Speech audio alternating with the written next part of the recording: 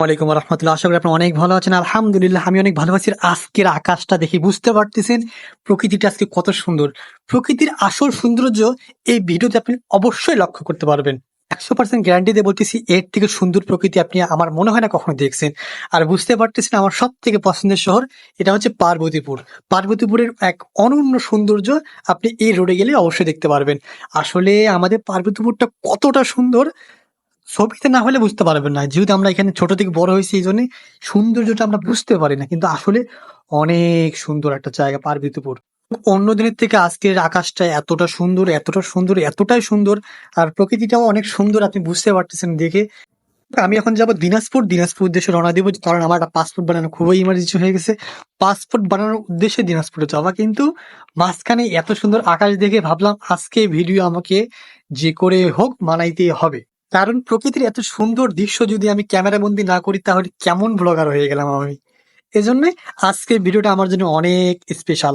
আসলে আল্লাহর সৃষ্টি সবকিছুই সুন্দর, তবে কিছু কিছু ক্ষেত্রে বিশেষ। যেমন কখন এটা সুন্দর, কখন ওটা সুন্দর। আমরা ভাবি এই জিনিসটা আসলে কেমন, কিন্তু দেখা যায় এই জিনিসটার, এই বিষয়টার আরো অনেক সৌন্দর্যের বিষয় আছে যা আমরা লক্ষ্য করতে পারি না। আসলে আজকের সৌন্দর্য, আজকে প্রকৃতির সৌন্দর্যের বিষয়ে যতই বলবো আমার মনে হয় ঠিক ততটাই কম হবে। কারণ এতটা বেশি সুন্দর আজকের আবহাওয়াটা। মূলত আজকে আমার পাসপোর্টের পুলিশ ভেরিফিকেশন ছিল। ভাবছিলাম ভেরিফিকেশন শেষ হইতে একটু সময় লাগবে, তবে আমি সময়ের অনেক আগেই চলে আসছি। এই জন্য বাংলা বান্দার না ধরে বাংলা বান্দার আগে যে ট্রেনটা ছিল সেই ট্রেনটা চড়ে সামনে গেছি, এবং এবং এরপরে ওই ট্রেন করে আবার পার্বতীর উদ্দেশ্যে রওনা দিয়ে দিছি। তবে একটা বিষয় না বললেও নয়, আমার তোলা, আমার কন্টেন্ট গুলোর মধ্যে এইটাই সব থেকে সুন্দর, একটা অন্যতম সুন্দর একটা কন্টেন্ট। কারণ এত সুন্দর প্রকৃতি আমার মনে হয় না আমি কখনো আর ধারণ করতে পারবো। কারণ আজকে যেহেতু পুলিশ ভেরিফিকেশন ছিল পাসপোর্টের, সেজন্য আশা করা যায় খুব বেশি সময় লাগবে না আমার পাসপোর্টটা হাতে আসতে। তবে আমার মনে হয় পুলিশ ভেরিফিকেশন কোডটা, পুলিশ ভেরিফিকেশন এটা অযথাই দিয়ে রাখছে।